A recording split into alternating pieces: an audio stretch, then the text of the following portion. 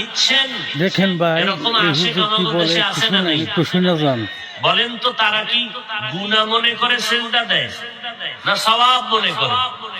আপনি যদি ধমক দিয়ে বলেন বন্ধ কর তোর সিজদা, বলে কেন? কয় শিরক। এটা কি শিরক। ও আপনাকে পাল্টা প্রশ্ন করবে, দাঁড়া শিরক যে বললি কারণ দলিল দে। আপনি দলিল দিলেন ইবাদতের জন্য আল্লাহ ছাড়া অন্য কাউকে সিজদা দেওয়া হারাম। দলিল দিছেন নি?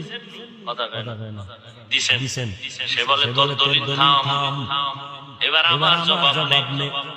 আমরা যারা পীরের কদমে সিজদা দেই, মাজারে দেই, তা ইবাদাতান সিজদা দেই না, তাযীমান সিজদা দেই, সম্মানের সিজদা।